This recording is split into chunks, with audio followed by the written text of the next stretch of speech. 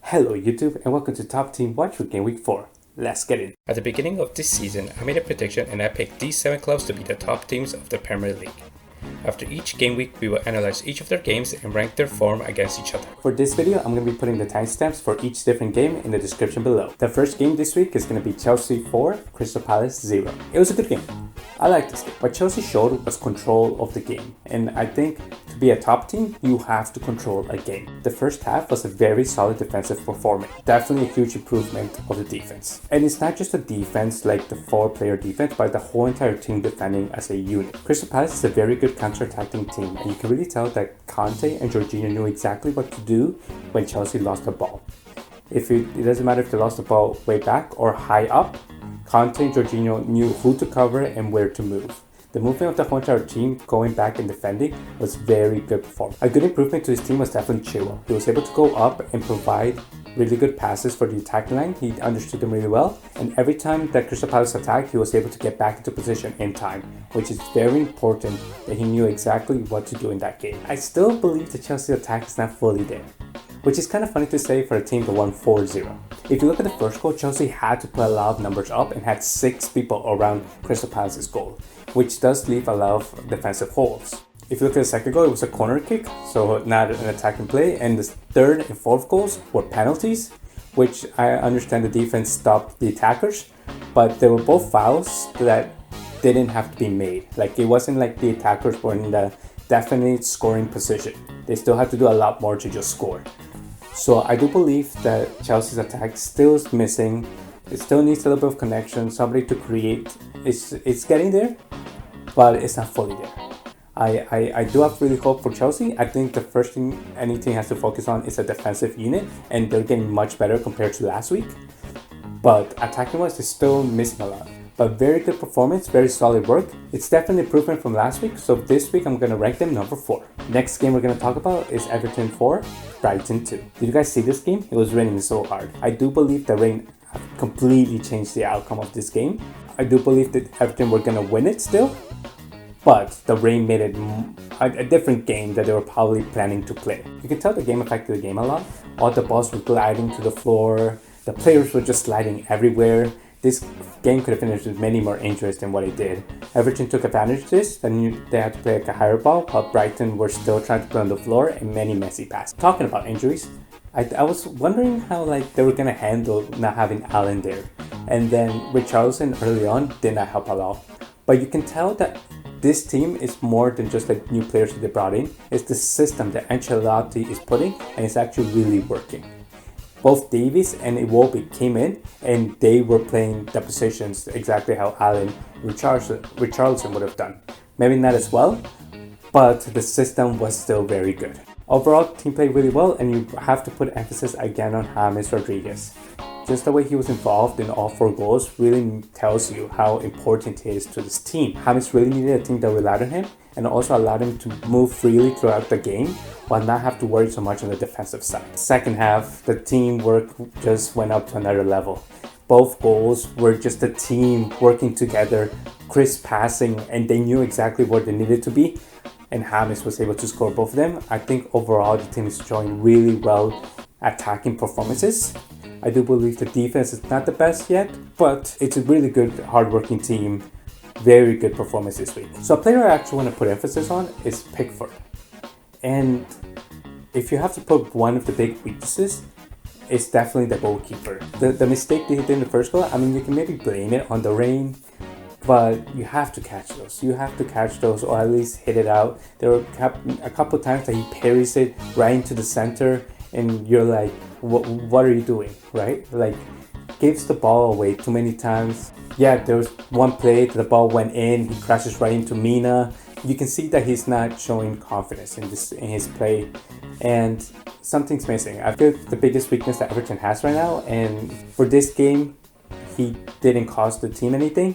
But in other games that could be much tighter and harder fought, especially maybe against Liverpool, he can cost them the whole game. I mean, Everton showed again that they put a team in front of them. They were able to do a really well performance, very solid attacking.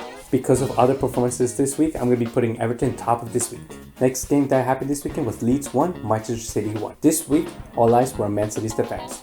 Are they going to be able to handle one of the best attacking sides of the Premier League? Are Laporte and Ruben Dias going to be a good partnership in the back? Are they going to be able to handle it? Is that exactly what Man City needs this time? I think this week wasn't the most convincing to tell you what's going to happen. There's a new player that just came in, literally was playing for Benfica last week. I think it's going to take time before he gets accustomed to the team, especially this Pep Guardiola team. Definitely a better performance than last week defensively, but a lot still needs to be improved defensively. Overall, the game, I still think Man City is way below par to what their expectations are. This is a team that's meant to control the game, and this game was not controlled at all. You can definitely tell it was a back and forth game, maybe entertainment to the eye, but not good for Man City. There are a couple players I'm going to be mentioning from this game, and the first one has to be Mendy. Defensively, he just leaves a hole. Attacking wise, his passing is not crisp. I understand fullbacks are meant to now attack, especially in Pep Guardiola style, but his pass is not precise. His centering sometimes is good, but in this game it wasn't. Even in the first goal, he's the one who comes up with the ball and passes the ball to Man City players, and he passes it right in the middle of them. Man City was lucky to get the rebound and just score, but Mendy was like, that pass wasn't even that difficult. Like, what's going on there? For a fullback, you're either a player that can pass the ball, distribute, maybe defensively leave a hole, but that's fine because you're really good attacking, or you're a very strong defensive player that stops, intercepts, and doesn't let anybody go in. But he's neither. So we have to see if Zinchenko or what's going to happen in that position, but definitely a huge weak spot for Man City. Another player I want to talk about is Sterling. He was supposed to be the main striker point in this game, and it's just not his position, and you can tell. The first goal that came in was literally one of the only times that he went wide, got the ball, cut in, and scored, which is exactly where you need him, in the wing. As a striker, just not the best. There are many opportunities that he's one-on-one with the goalkeeper and doesn't score.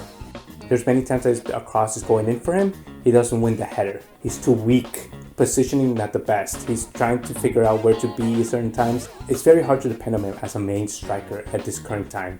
He needs to either improve or just hope that Man City strikers come back. It's very weird.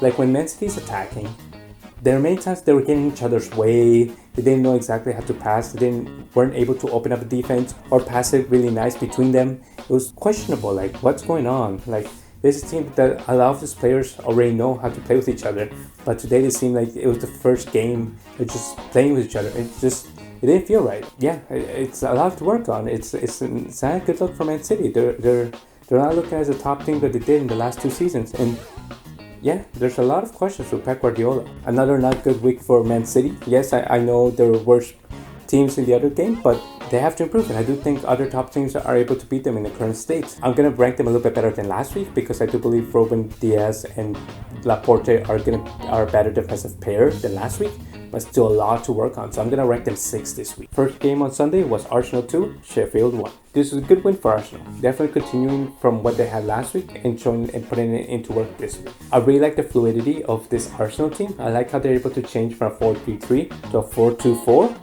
Or a 3-4-3, depending on what the game needs at that point of time. You can see that this Arsenal team is kind of creating an identity for itself. I do believe they're still missing attacking and defensively, but they're becoming a better team. This is a team that's trending upwards, which many other teams are not, and that's definitely a huge positive they can take from this week. Something that I'm really liking about this Arsenal team is the inclusion of the youth, by including Saka, Gabriel, Tierney, and Keita on top. Really shows how you can put like youth players surrounded by a lot more experienced players to create a better team, just to give them experience so they can be more prepared for the bigger games this season. I like the goals. The first goal was a very Arsenal-ish goal, just by the team were able to pass between each other and able to get an open guy and just score. Very, very nice goal. The second one is a more individual performance. Pepe was able to just run in and score. I like that they had both attacking threats in this team. I do have to say, they didn't create enough for me. And that's the problem about having so many youth players, that's hard to create sometimes because you need really quick thinking and fast movements, and they just didn't. Aubameyang needed to cross in and be in the center to score, and he couldn't be there for both. It didn't feel like a top team facing like a bottom team. It just felt like a mid-table team facing a bottom team, and they were able to get a win.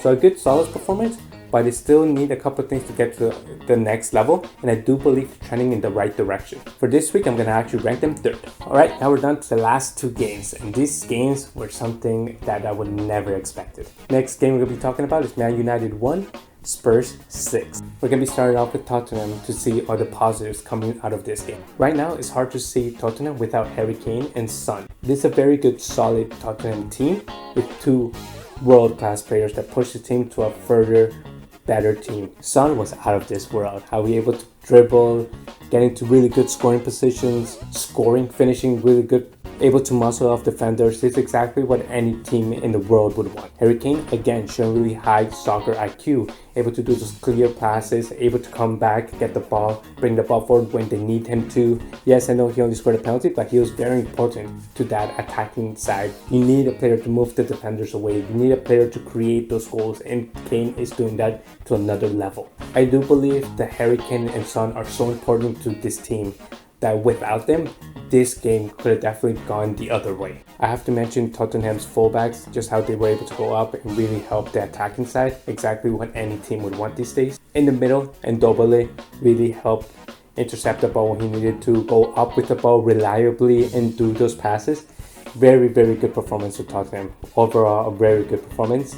Now let's move into Manchester United and what happened with them. Let's start with the defense, Maguire and Bailly. I do believe Lindelof did not deserve to start this game just because of the poor performances he had shown in the past. But Bailly showed a worse performance than he did. I'm surprised by Maguire because I have hope for him to become a better defender, improve, be the true captain of the team. But this performance just showed how weaknesses he has. It seems like a lack of awareness that's going on around him, which is very important for a center back to have. There were a couple of times that he's defending one-on-one with a player, and when he let Aurier center a ball between his legs, it's like you can't let that happen, right? There were a couple of times that he's defending. The first goal when he passed the ball back, it's just like, wait, what's going on? And then when he pulls Luke Shaw down to let Tottenham score, like, I understand he's really wanting, putting a lot of effort to get the ball out, but he's just not aware of what's going on around him, and it's a big weakness for Manchester United right now. Those center backs, like, who do you put? Because each player is messing up more than the last one, and it's just creating a huge problem. Would also have to mention defensively as a team, how they left holes where they shouldn't have. Like every single time that the Tottenham's fullbacks came into play, Man United wasn't sure what they were supposed to do. Like Luke Shaw would come in because they covered the winger, but then Aurier opened up. Like, what's going on? And I think that has to go to the manager. Like, what they have to know exactly what they need to do. Is Greenwood supposed to come back? Rashford supposed to come back? Martial? Like, what's happening, right? Defensively, or is that midfield supposed to go and capture those players, those fullbacks from attacking? Like, what's going on? And I do believe that Manchester United defensively as a team and individual performances really messed up this game. I do have to say that before the red card, before Bailly's messed up, it was game on. 2-1, Manchester United were creating chances, they were attacking. It was game on. It was literally back and forth, and at that point you couldn't tell who were going to win or who were bad. The defense, yes, showed weakness, but it wasn't like a weakness to say, oh, they're going to lose badly. I can't say that Manchester United was a horrible team, because they did show between those first 20 minutes that, like, they could attack and they could have won this game if those two events didn't happen. After those incidents that happened, the red card and Bailly's bad pass, game completely done. That was it. And you can tell that Manchester United just gave up. By halftime, Fernandes was taken out, new midfield, and they were just there to just stop them from scoring more goals. Manchester United as a team just gave up, and you can tell that by the players' emotions, their faces, and their spirits in the game. It's crazy to see this scoreline. Very good on Tottenham.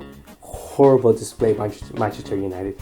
So for Tottenham, very good improvement from last week. I did say that they had to work better offensively, and they definitely got that through. Because of this team's good performance, I'm going to rank Tottenham number 2. Because of the result of this week and the way that the team is headed, I'm going to rank Manchester United last this week. Last game of the weekend, Aston Villa 7, Liverpool 2. You would think after Manchester United's game that's going to be the most talked about game, but Liverpool completely said no. I want my game to be more memorable this week. This game doesn't make sense to me. To see how a team performs so well just lose so badly is crazy for me to see.